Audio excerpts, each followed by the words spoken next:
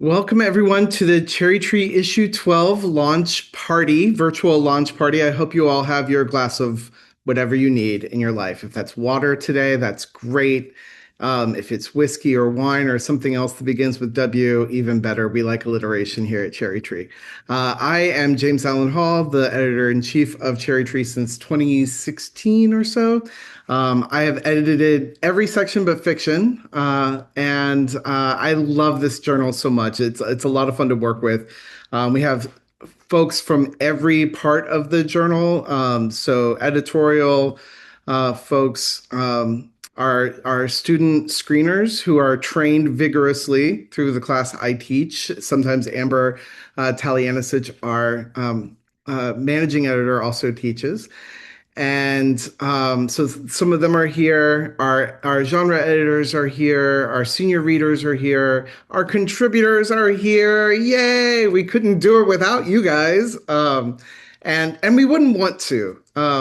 And then our readers as well. Thank you for joining us. And I hope that if you are also writers, you will be future Cherry Tree contributors. We open again in August 1st for submissions. But readings like this, launch readings, are a really great way to get to know a journal and to know a journal's aesthetic too. So anyway, and I realized I have not hit record on this yet, so I'm going to do that now. So I will welcome everyone once again to the issue 12 Cherry Tree launch. We're going to have brief readings by contributors in nearly alphabetical order. We do have one contributor who is attending here. It is 1 a.m. where she lives right now. And so I hope I can prevail upon alphabetical order mongers to let Kathy Whitmire read first. Kathy, tell us exactly where you're reading from, too.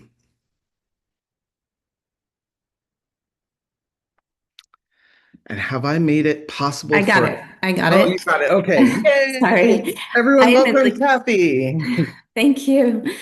I am in Liechtenstein and it is indeed 1 a.m., but I will stay here for the whole thing. I want to hear everyone.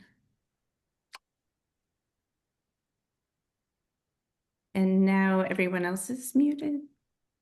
Yes, I think Okay. everyone else is good. And I just removed my pin so that way I wasn't um, everyone's screen while you were reading. Although I do plan to do an interpretive dance to your piece. But go Shall ahead. I? The Oh, stage is yours.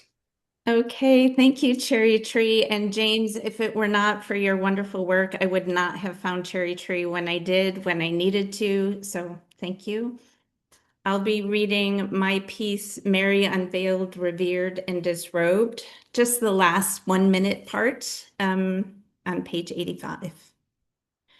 We picture in the submissive role the Mother of God gently knocking on the Almighty's door to offer up mortal prayers on a silver platter.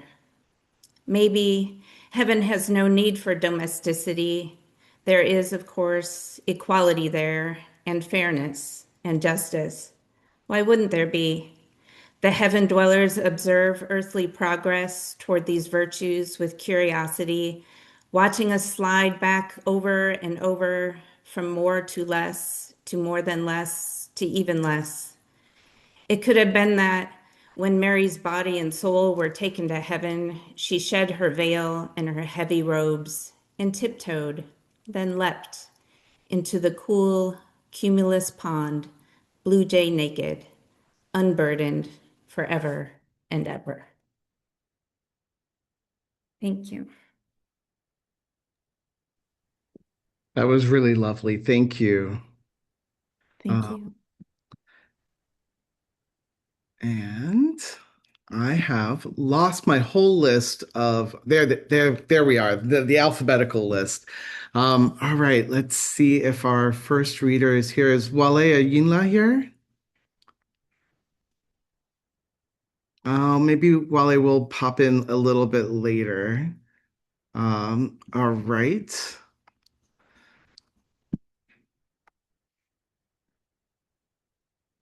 What about K. Russell Breakstone? Hi, I'm here. Can you hear me? Yay! Nice to meet you. All right, nice to meet you. It's my first launch party. I hope it's not your last. So I wrote intersection. It starts on page 113, and I'm going to also read the last minute of it on page 123.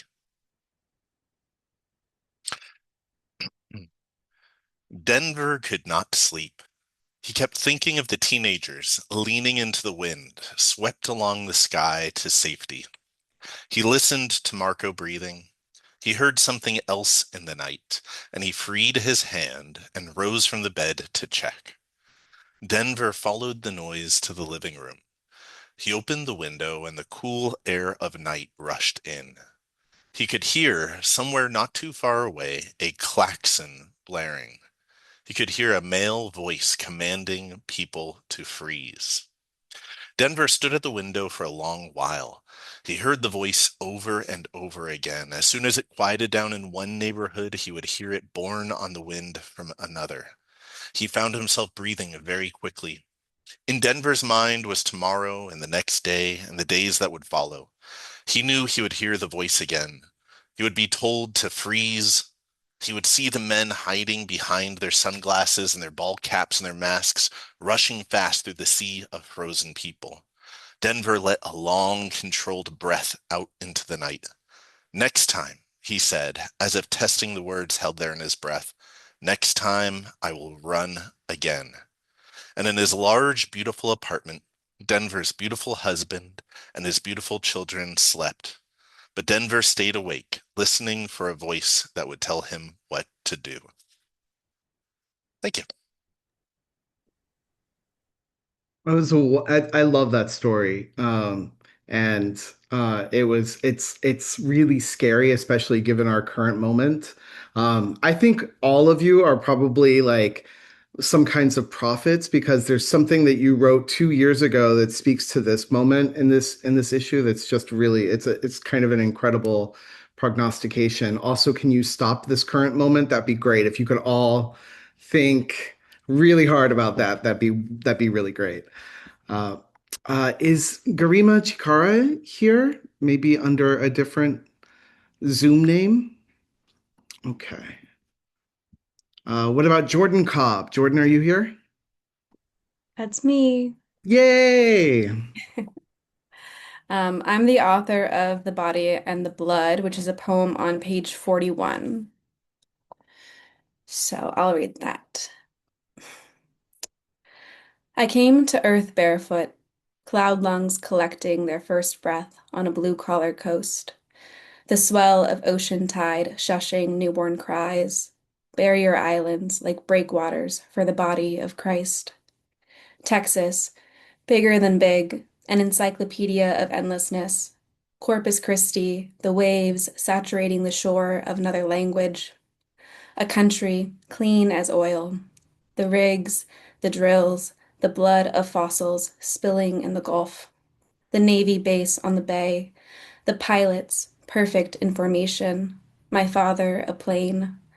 The cargo hull holding nothing but boys pitching themselves as shields and shrapnel for war, naked, metal birds bursting vapor through cirrus surf, skipping seas to bring a kingdom of carnage that we'll watch from the TV as weathermen stand in front of a green screen, forced to forecast the extent of the violence we're willing to inflict on each other.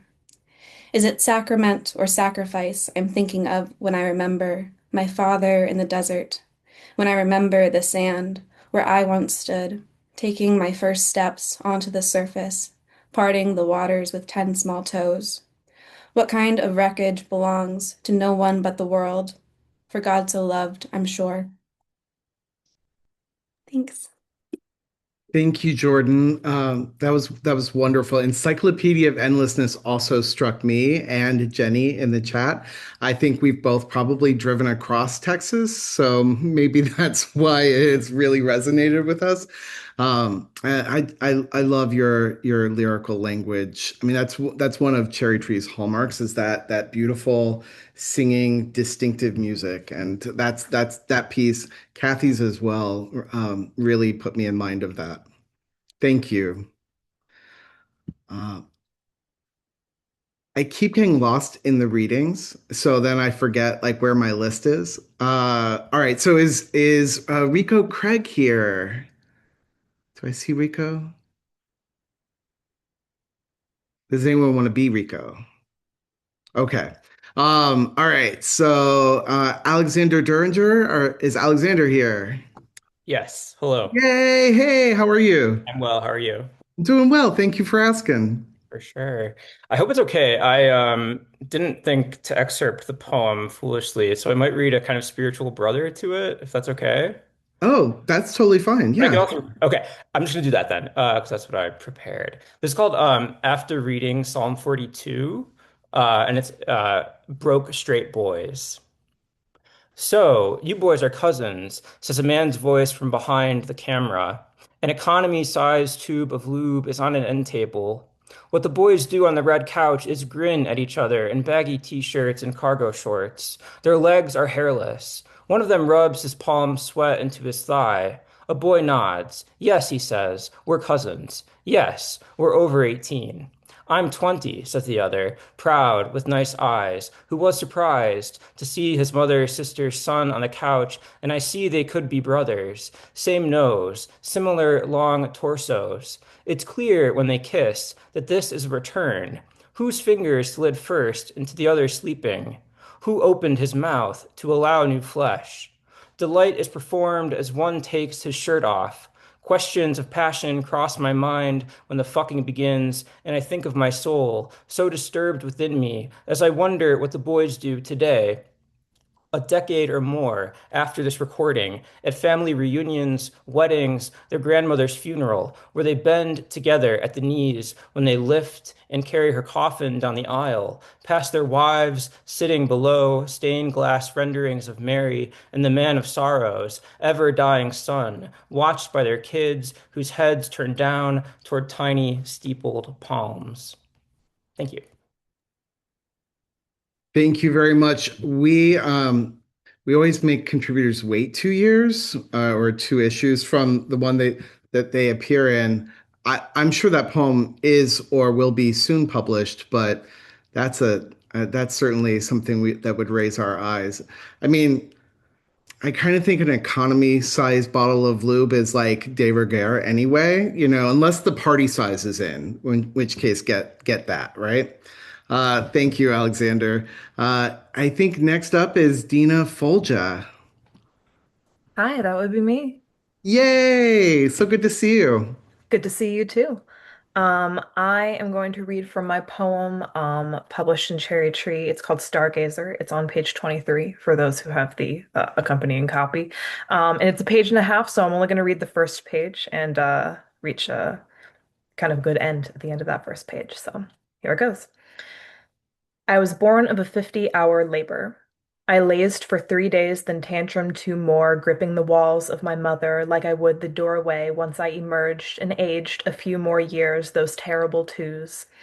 My mother gripped my ankles as I white-knuckled the edge of the baseboard, shrieking whenever she pulled, "No, Mama, no, I will not go." And I didn't. I did not go. I stayed in that warmth, that damp. I stayed in the hot curl of muscle banding at the bottom of the birth canal, the one that stretches with the head until it can't stretch anymore. I nestled in the coming tear. I should tell her how I dug my gummy mouth in to keep from descending, the way I bit my sister in the meat of her shoulder as we curled once in the same bed, same dark, but there were no teeth there to hold on with. I should tell her how I used the fingernails that formed 12 weeks into my wet life to clutch another moment inside. My life began in violence and continued violently, despite her best and most quiet efforts. Thank you. The drama. I just love the drama, the tension there. Yeah, no, thank you very much. It was wonderful to hear. I think Andrew Griezmann is not here. Is that correct? Okay, then we will move to Ian Hall. My brother from another mother, maybe. It is wonderful to see another Hall in such an esteemed space. Thank you so much for having me. First off, thank you to Cherry Tree for finding a place for my work and allowing me this venue to read it. I'm going to read today the poem from this most recent issue of Cherry Tree, which shameless plug, I apologize, but my first book was released last week with Eastover Press. It's newly out, and that poem is in there as well. So anyone who enjoys it might give it a look. See, I appreciate it. This poem is called Pitching Fits. Manhood. No one coaches you through how uncouth it can be. A glorified coop with no furniture, my rent-controlled abode. Just this tintype of smut on the wall where the couch used to sit before the big lots repossessed it. Some chicken scratch whittled on the floor that for all I know says Nebuchadnezzar was here. Beside it, a warped LP, whipping post, the extended rendition. Enough pubes to make a chia pet. Dr. Pop, absinthe, and a week-old meatloaf sandwich. Sans catsup. I've got a lot of things to learn. This is the skinny. I frequently mess up and mix darks with whites. Cut the crud that liquor leaves behind with beer flat as my uncle swears the earth is. Don't fret. For hygiene, I swish my mouth sterling with Sprite. Each day is a cockfight between my laziness, my roadkill verve, and my ambition to tell it like it ought to be, to tell it ornery. Don't talk too colorful. It hurts my old purpling heart, Mom says. Son, take a gander at your hands. What have they built? Dad says and wags his sandy head. He's Melungeon, so his tan never blanches. 65 and his skin is still beachfront property. But I'm wan as scurvy, all the paler for sleeping each day away, hoot-owling through the night. Thank God the game warden's gone blind is the first line of this cone that I'm writing. It'll be the lodestone of my manuscript, the new brutalism. It'd be on shelves already to thundering acclaim if only some philanthropic soul would spot me the postage. That boy's brain is a dreamsicle in the July swelter. So say the employable men in my clan, the ore barons and thoroughbred janitors alike. He'll never get the knack of nothing substantive. I don't even think we could make a TIG welder out of him. And they're not fibbing. I flipped through a magazine about the Marne at Walmart and gave myself trench foot. You better believe Medicaid doesn't cover that. Honey, you sure are a hemorrhoid on the behind of the taxpayer. That's what the nurse practitioner told me in her sunny lilt, verbatim. I'm supposed to spend tomorrow helping myself to some catalytic converters with a jailbird cousin. But damn if that don't sound ponderous as leading the Israelites clear out of the wilderness. So indubitably, it's back to beanie weenies and spitballing this homely verse. Pencil cocked, I put on a pipe fitter's hat and pretend I'm working a big job, time and a half pay. Thank y'all so much for having me. Thank you so much for reading that, Ian. I am outlawed from my family, who's mostly from Southern Indiana, from saying the word ornery because I can't get it right. And I am glad to have it pronounced correctly here. That's probably the only word I can pronounce correctly if you hear me talking. So I got one at least. It's a word we use a lot. Anyway, but thank you for reading that poem. Thank you for also telling us about your publication. Congratulations. Feel free, and this goes for everybody in our contributors. We love to promote the folks who we publish. So, send us a cover image. Let us know when the book's coming out. We're happy to put it on social media and help drive more readers to your fabulous work. So you have my email. Please use it. Next up, Dylan Hogan. Hi, James. Hey, Dylan. I think the last time I saw you was at the Silver Diner on Rockville Pike. Oh my God. When was that? You're right. It's very good to see you. Great to see you. I'm going to tell everyone how we know each other after you read your poem, though. Great. Okay, I'm gonna read one of the poems that was published in this issue. It's called Ghazal for the End. I don't know how to think about the end of the rainbow, or rather the usual, the end as a place. Permit me to instead reflect on time, the glooming, a moment at the end. Every color captured, suspended, seen, here, then gone, and don't dare blink. You'll miss the end. The Irish were never quite so lucky, so invented a nowhere place of riches shining at the end. They searched, but never found it, fleeting, light bending into color, uneternal, with an end. Does the gold go with the color, diminish in essential substance until the middle is as invisible as the end? So my fathers gifted me a searching, a longing. I want to reach the finish line in time before the end. My given name was a beginning. I was granted that, although beginning is another word for end. I switched my A's for Y's and thereby lost my legacy. No matter the name, Anne and Dylan both will meet my end. The end of that poem gives me chills, I have to say. Dylan I don't think you were ever my student in a class, were you? I got a B minus. Oh, well done. It's hard to do. Oh, but you don't remember. Who's counting?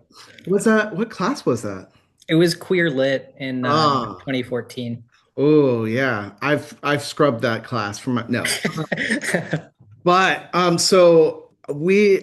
I don't put, as an editor in chief, I may look through and help out with the reading of the submissions, but I don't put my thumb. You can ask all of my genre editors. I don't put my thumb on the scale at all. I let talented people do the work that I've asked them to do and that they've agreed to. So when I saw Dylan's poems in the queue, I of course recognized him, his name, and I read them immediately and loved them and wrote him and said, I hope we take one of these or two of these. And we ended up taking two. But I didn't rush and tell Elise, who's another alum of Washington College, right? Or Kim Andrews, who was our colleague for a few years at Washington College, because I just don't believe in that kind of thing. And not just for me, but for Dylan. Like Dylan's work is amazing and stands on its own. And I wouldn't ever want to take that away from someone. You know what I mean? So anyway, I just wanted to say that again, Dylan, like, thank you so much for sending your work. And now you have to, conquer nonfiction as well. You said that you have some essays, so maybe in a few issues, you'll send us some true stories. Maybe I will. Yay. Thank you for being here tonight too. It's wonderful to see you. Thanks, James. Our next reader is a returner to Cherry Tree, I'm pretty sure. Lita Kurth, right? Yes. How many issues have you been in? Is this your second issue? Second, yeah. Wonderful. Well, thank you. I'm going to read the first part of mine called It's Near the Front, A Purse on My Head, or Transparency. A gal can have a really good time with a purse on her head, especially if it's red leather, and she's naked, but wearing a lot of makeup. As a matter of fact, that's how I met my husband, at my first Transparency house party. When I arrived, it was raining. My skin felt clammy under a clear plastic raincoat, and I wore one of those plastic scarves they used to sell in drugstores. My grandmother left me a bag of them. She wore a beehive, even in her coffin. As I walked up the sidewalk to the party, the wind blew my grandma's scarf off.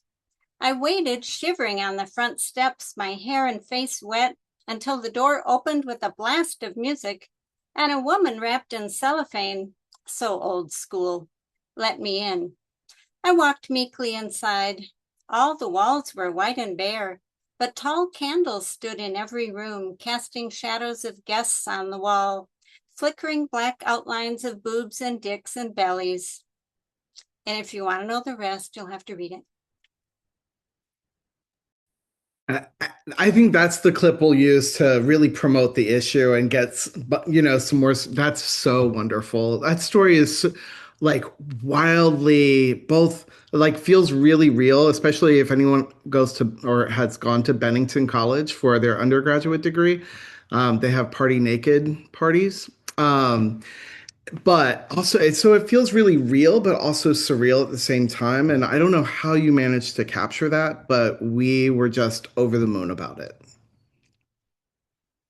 I think I've seen earlier in the alphabet a contributor has come in, or maybe I missed Christopher Blackman before. Christopher, you're here. Yeah. Hi. Would you like to read? Yeah, sure. Yay, awesome. So I think I'm gonna try and do the whole thing. I timed it. I got it in a minute, so let's do it.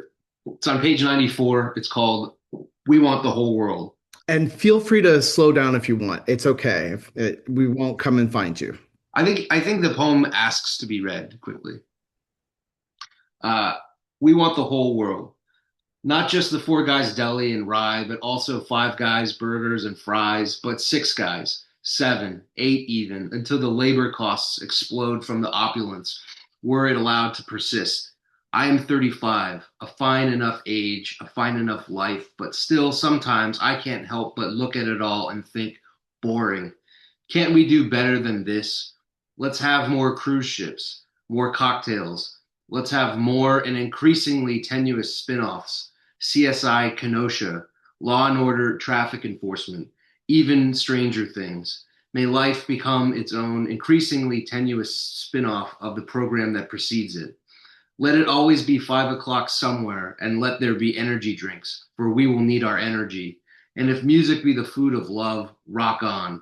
Let us all go country. Let all of us speak with affected Southern drawl. Let us all live, laugh, love, and then let Jesus take the wheel. Long live the king who is Elvis and who's, again, not dead. Let us live by lengthier credos, so long they no longer fit on our embroidered pillows. And then, having become fatigued by all this, let us live by simpler codes. Let us paraphrase Gary Gilmore and let us each do it.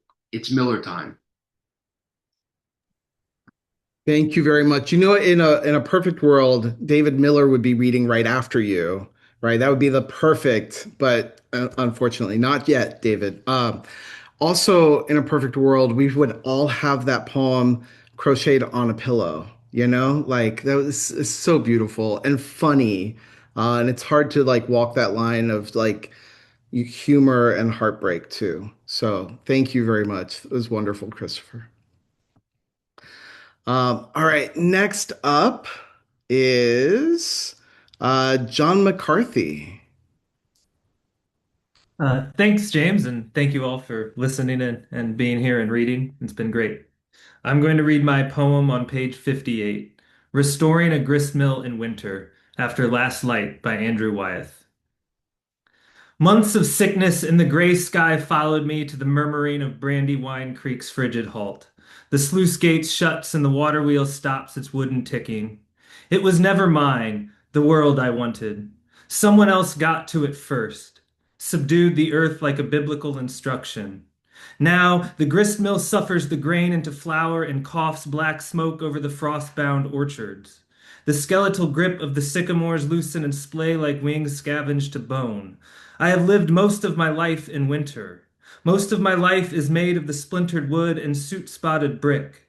Those long days knock around in my past like a horse kicking its stable. I have yearned so hard for love only to be given a sky the color of an old man nodding off to sleep. But what is there to do but resist at all cost? To that end, I have placed a Christmas tree atop a pole, wrapped it in garland and white lights that remind me of the decisions I have made, the ones I cannot change. I have become everything that I will become. Yes, Lord, I can live like this for a little longer before it gets dark, and then darker than that. Thank you. I love the colors you name and the way that that happens is just really wonderful. I know that color of the guy nodding off, right? Well, because I'm a teacher and all my students probably fall asleep right in front of me. Thank you so much, John. And now the moment we've all anticipated, David Miller takes the stage. I was, I'll capitalize. Thank you, James. I'll capitalize on that because I think, unless I've misunderstood, I think I have a dispensation to read the whole darn thing. And it's, time warning. It's something over 3 minutes long. This is Banning the Dictionary. It starts on page 145. And I'll just briefly say that a few years ago, I read that some legislators in Florida were intending to add the dictionary to a list of books to be banned in schools. And I don't know if that happened or not. I forget, but I was pretty annoyed. So here we are. Oh, pardon me. One other thing later in the poem, there's some blank spaces. I'll do this gesture, right? Okay. Banning the dictionary. To enjoin parted lips after curfew. To snuff leaps of shame across white synapses. To prohibit the meetings of multiple melanins, erasing synonyms for desire. To veto discipline in training overpass militia. To suppress reforestation of erupted neighborhoods. To prohibit the banning of re-land mining. To declare crosswalks imaginary. To prohibit 2 as the first numeral in calendar years. To declare doorways socialist. Prescribing the letter U, then requiring it and prescribing a different letter. Confining the dawn, mandating the dusk, to rivet 2 by 2 to 2 and only 2. The palsy, the flu, the surnames, the pox, the spellings, the moving mouths, the skin, to indict, to trigger against. If offered the hand, fear the hand. To outlaw cohabiting salt and pepper shakers. To ban reconstructing reconstruction. Flooding the chalk silhouettes, corrupting the groves, deflowering the vineyards, enforcing my against the, e.g., the people, the rights, the choice. To run at the pointer finger, the raised hand, the trespassing voice, the dragged manacle, the herd inhalation. To bar those who stand and wait. To interdict water. To mandate an actual emergency, then guffaw at actual emergencies. To be terrified for the kids, and then terrify the children. To zip tie overturned chairs in deserted rooms. If a burning house cries, fire, prohibit the house. To forbid double visions rising with each face, verb, walk, gape, proclamation, title, sunrise, dog, infant, rooftop, car, haircut, shirt, shut window, baseline, limp, gutter, crowd, stoplight, sigh, heave, head turn, streetlight, grocery cart, bench, dandelion, helicopter, fingernail, look back, look returned, sleeper, orange sky, mountaintop, page, simile, definition. To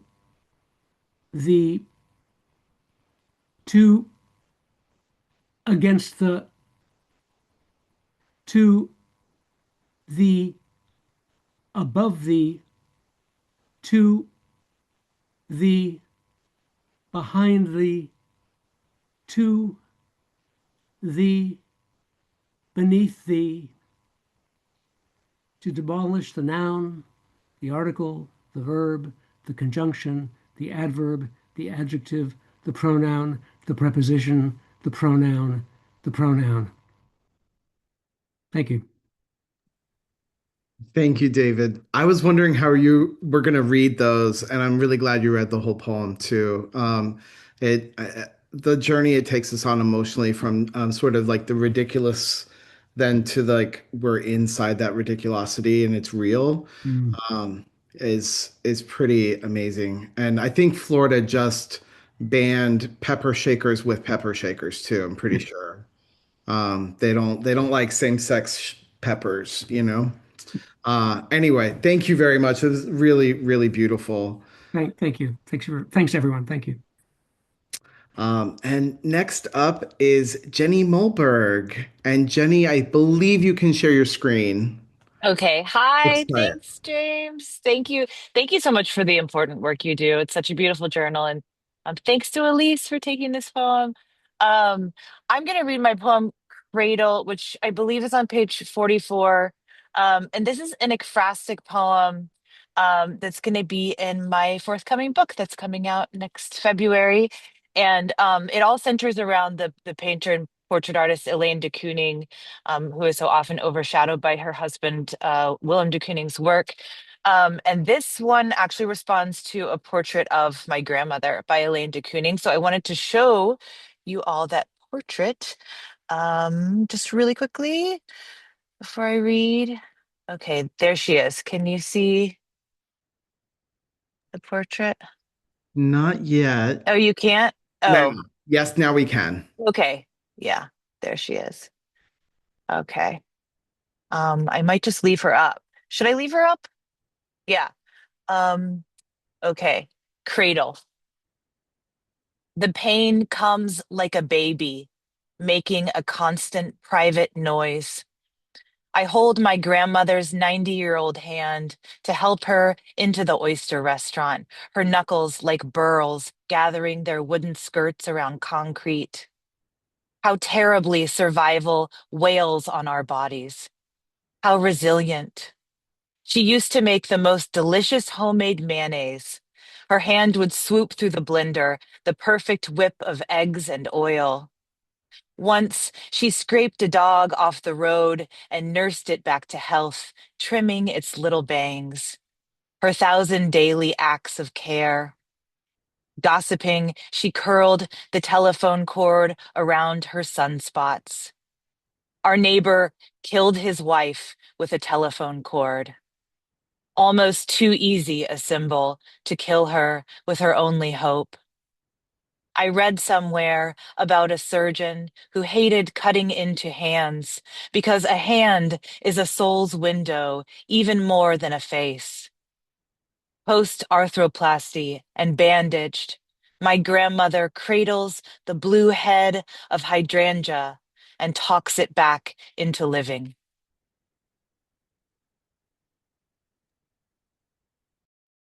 What a beautiful poem and what a beautiful painting.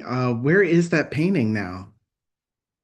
My grandmother, who just turned 91, has it in her apartment. Yeah, That and they had this like unlikely friendship. My grandmother was like an East Texas school teacher, and they met and wrote to each other for years. So, yeah, that is really, really neat, I have to say. I'm really glad that your grandmother owns that painting. me too. Thank you. And you have to tell us where your book's coming out from and what the title is. Oh, yes, it's coming out from LSU Press in February 2027, and the title is The Medium. All right. Oh, that's wonderful. Thank you so much. And congratulations. I'm looking forward to it. All right. Next up is another David Moulton. Hi, James.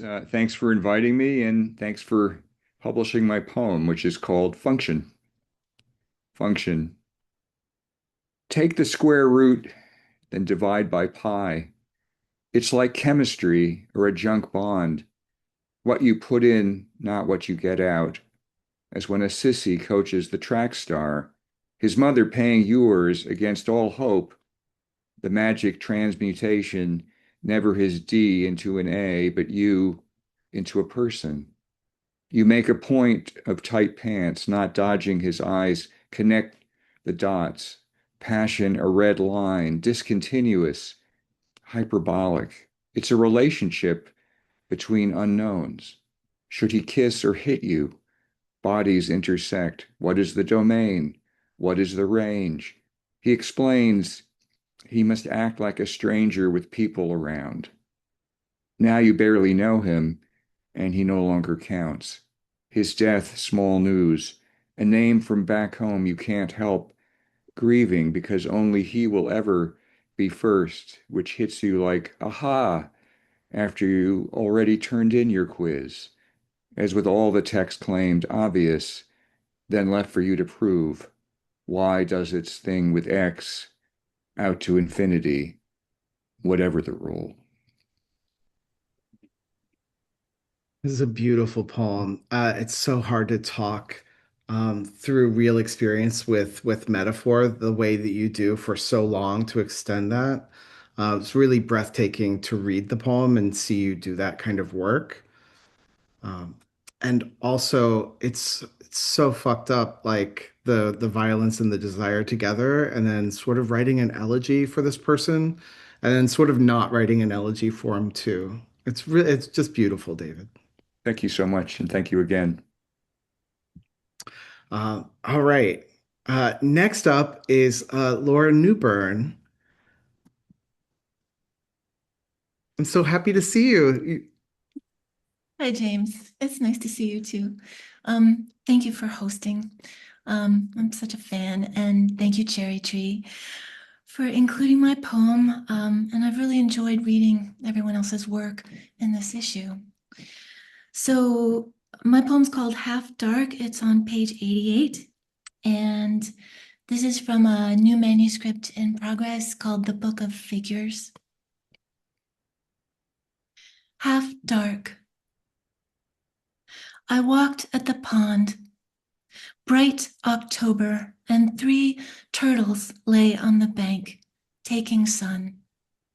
From a distance, they were as dry, gray coins placed by the hand that no longer waves the world into rain.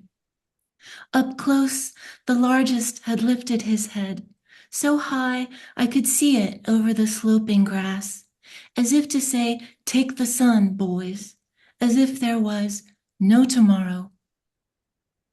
I thought of my friend who wakes before dawn to walk and walk in the half dark, and then to chase down the poem, as he says, to pound a draft, to lift his body up by his arms, head surfacing just above the silver bar screwed to the world.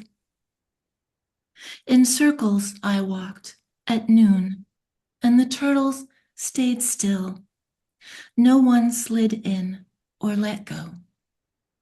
Thank you. My heart just swells at your work, Laura. I know you don't you don't do the compliment thing, but I have to say it. And also, I met Laura smoking a cigarette outside, huddled under a hotel awning while it was raining, and I think it was Boston for MLA. Is that right? So those of you who think that nothing good can come from MLA, and usually nothing does, nothing good does come from MLA. I remember that conversation so well, and then here we are, years later, and we always run into each other at AWP because it's our fate to run into each other. Thank goodness. Thank goodness, exactly. It's so lovely to see you tonight.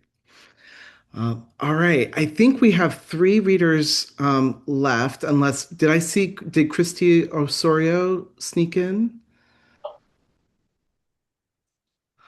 Oh, and I see John. Oh, hey, John. I see you're here. So, John, oh, wait, I don't know. John Lord, are you a reader? If you'd like, I'm an old timer. Wow. Day, I thought maybe somebody logged in as you for as a Zoom name. I'm sorry about that, John. But send us your work. I can read something if you want. Well, why not? You want to hear a poem? If you have a short poem, why not? This is it's serendipitous. Yeah, I just wrote this today. I want you to understand. I'm starting to lean into little comical things in poetry. So be braced. It's called When the Great Unseen Appears. What did you expect? God or something? No, it's something else. A solution appears. Finally, you remark, an answer. The spirits flow, beer, wine, hard liquor. There's been recent columns in the paper that poets, after they butcher the stories of their mind, they turn into skeletons. Last night in my bed, I thought it was a casket. It wasn't a dream. I'm not really here writing this. Controversy looms in savage ways. The great timekeeper God now is really here like a vibration on a page, a radio signal like a fog that only lets up when the people cry. I accumulate the status of a violation of the laws of sound timekeeping. Every penny I've earned writing poetry disappeared when I was dead in bed. Who now speaks is someone other than me. A skeleton who moves from the dark shadows of the room with a tray of cocktails. Enjoy. Okay, and now I am officially a skeleton. Thank you very much, John, for that impromptu. I love that. All right, next up is Grace Song. Hey everyone, I'm going to read my poem, The Gates, which I believe is page 107 in the book. And it's also an acrostic poem, right? Yes, I did not have a picture prepared. I think people know the gates, is it Christos? That's not right. It is. It's the one that they hung up in New York City back in like 2005, I think. But yeah, if you search it up, you can get a picture of it. The Gates. By then, it had been a quarter of a century since Christo's first charcoal sketch in 1979, followed by his proposed installation, which the New York City Parks Commissioner rejected, stalling the project for 2 decades, until the new mayor approved it in 2003.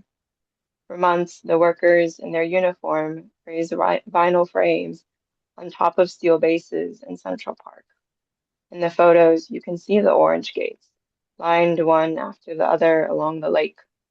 And the 16 days were miles of bright saffron curtains hung from above. The millions of people pressed together in the sound of the new millennium, walking through all 7,000 doors, which widened or narrowed depending on what they chose, waiting to be changed and changed. I can feel it despite the years. The warm pools of fabric moving across my face, sun and snow and wind and the trees, how they fell still, where my life went. Thank you.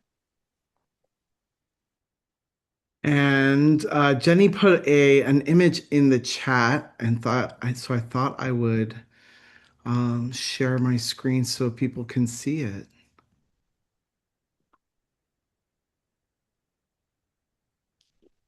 It's such a striking piece, but I think your poem's better.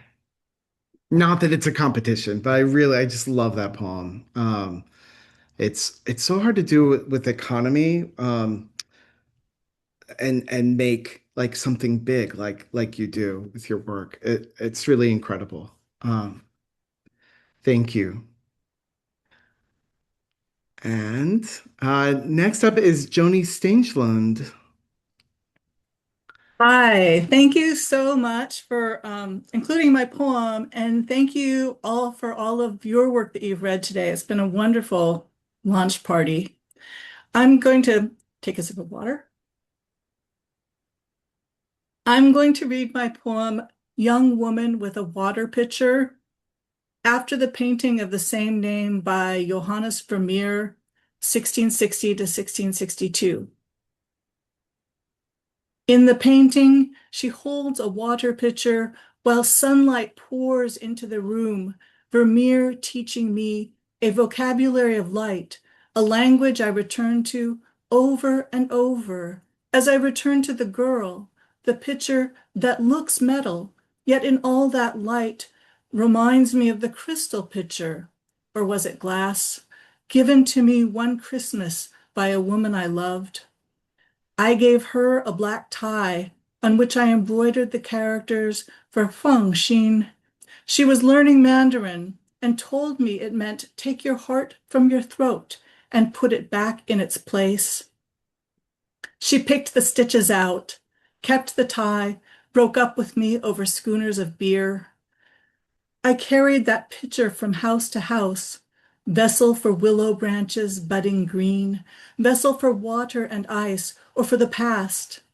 The last time I saw her, by chance, in the bluish shadows under the horse chestnut trees, she called out from her bicycle, wheeling around, and into that summer dusk she spoke cheerfully. My words stuck in my throat with my heart. To change perception, painters arrange pigments side by side, their proximity a conversation between physics and the mind's translation of what the eye sees. When I loved a young woman, she rearranged me at a molecular level. What lingers? Wry laughter, the scent of her shower to shower. Finally, the pitcher cracked, then broke.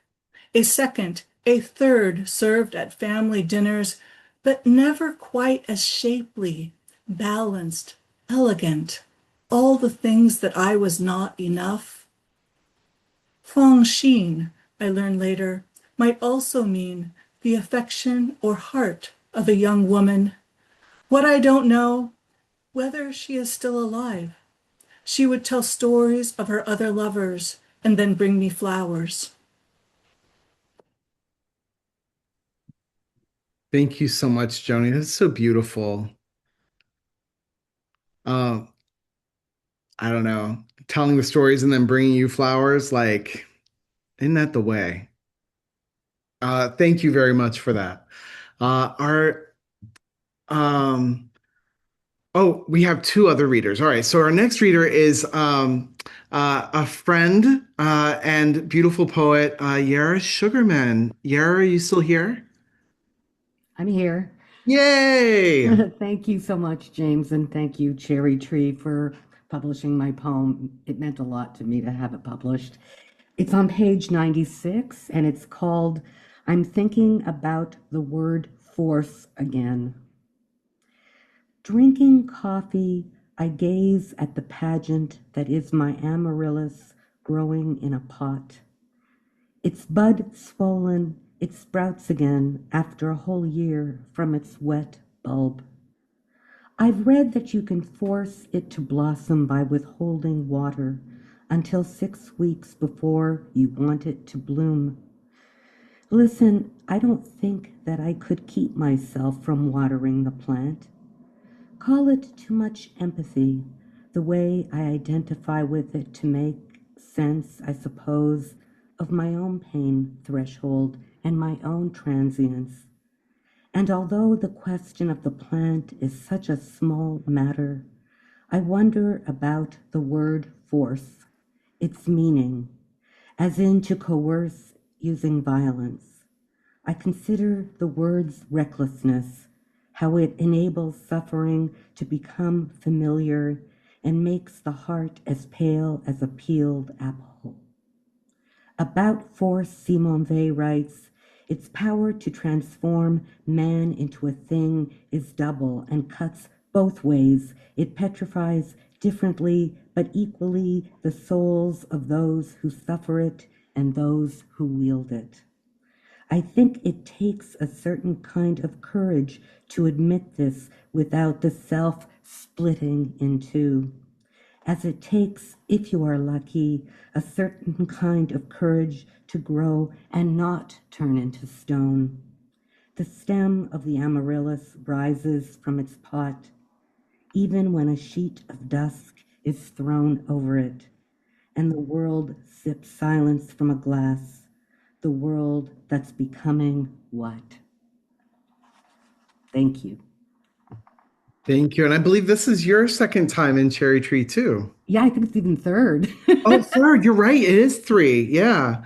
And also it takes a lot of courage to make art now. I love those lines in your poem, but it just reminds me how much courage it takes to do what we all here are doing. And I just want to hold some space for that. Thank you. Yeah, thank you. And our last reader is Jeff Whitney. Hi, everyone. Hi. I'm going to just read one of my poems from page 139. It's called The Bewildering Phenomenon of Declining Quality, which I think I saw somewhere on like a headline, and I had to take it. The good news is there are tricks to things. The bad news is there are a lot of things. I suppose that could be enough for a pessimist to grow in pessimism. Oh, here's Jeremy as handsaw again. There's Wanda weaving through traffic with her eyes closed. I've been taking a long time lately getting ready. I have this idea that nobody really is waiting for me, and anyway, there really isn't anywhere to go. That's a monkey half dumb kind of thinking, maybe, where we're becoming pirates who can't dance a jig, so our piratehood is darker, sadder. Likewise, I have this other idea that things are great, life is wonderful. It's the fourth grade thought.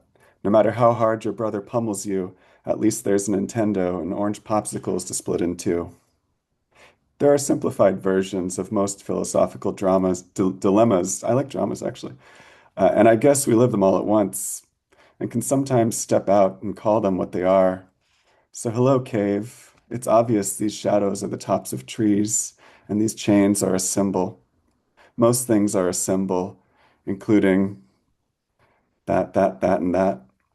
The bad news is we're running out of ways to live, stomping out wild rice in rivers, scaring the local fish.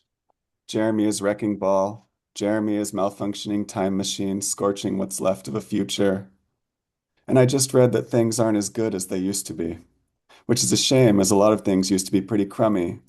I have my grandfather's yo-yo, which I never learned to walk or transform into a steeple, and now it's mostly a shattered plate from antiquity, its string as thin as a witch's hair, and how it melts in the present heat.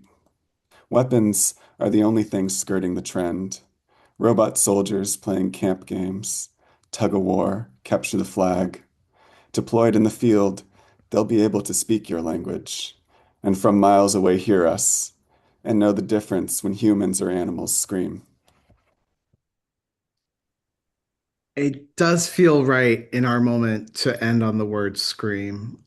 Thank you for reading, Jeff. I appreciate that very much. Also, I wish everyone, I wish everyone darker pirate hoods. I think we should be darker pirates, you know? And I just want to say again, thank you all for joining us tonight for this reading, launching Cherry Tree into our stratosphere. I really have loved having the opportunity to publish your work and to work alongside. I'm just going to name our editors here, Elise and Kim. Thank you both for being here tonight. And so many of our readers are here too. Sarah Beth, Mackenzie. I think I saw Sirja, who didn't read for this issue but has read in the past. And and Lindsay Lusby is also here, our senior reader, Justin Nash. And I'm probably gonna forget somebody. I'm really sorry. But anyway, if you'd like to know more about Cherry Tree, I'm just gonna say this for the people who are listening now on YouTube, 3 years after this reading. You can go to washcall.edu/cherrytree, one word. And that'll give you all the information you want to know, including guidelines, as well as information on how to subscribe. Cherry Tree is not a journal that makes a profit, and we don't actually seek to, but we do pay our contributors, our screeners, our editors, and if there's like 30 cents left over, we pay me too. So thank you all for your amazing work. This is a labor of love like most journals are. And it really is a privilege to be in the aura of your work tonight. Thank you. Thank you. Thank you.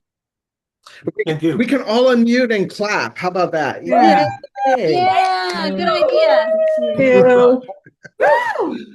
All right, everyone, enjoy the rest of your night with water, wine, or whiskey. Good night. Bye-bye. Bye, everybody. Thanks, everyone. That was so great. Thanks, guys.